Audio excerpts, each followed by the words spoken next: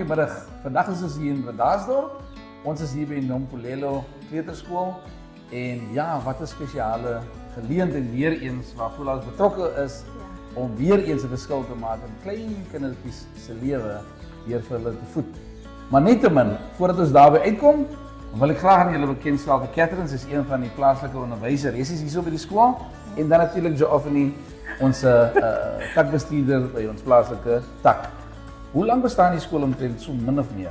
Min of meer 18 plus minus 18 jaar. Goed, so ja, kan julle hoor, is 'n skooltjie wat nogal redelik baie lank aankom en ja, well established within die gemeenskap en gesamentlik min of meer in totaal, hoeveel kinders is hier by die skool? Ons is so 55 kinders elke dag by die skool. Wow, so julle het redelik 'n groot groep. Groot groep. Kinders wat natuurlik, soos julle kan hoor, met wie hulle werk elke dag.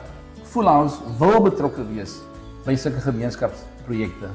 En net om dankie te sê vir ons gemeenskap se ondersteuning en dit is 'n manier hoe ons glo ons terugploeg in die gemeenskap en waarde wil terugvoer en sê, jy weet, vir die gemeenskap van Bredasdorp baie dankie vir julle ondersteuning.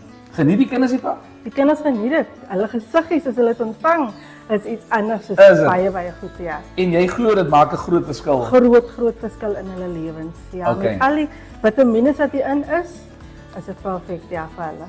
So ja, mense, van ons kant af wil ons net vir julle sê, dit is wat ons nuutste projekkie nou is.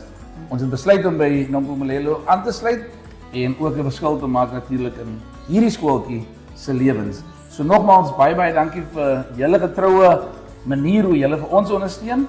En ja, kom ons hou aan om 'n verskil te maak met julle. Baie dankie. So baie dankie. Baie dankie. En alle voorspoed vir die skooltjie. Dankie. En ja, ek sien uit vir nog 'n lekker lang pad saam met julle namens Voel as my belede is. Baie dankie. So yeah, thank you so much guys.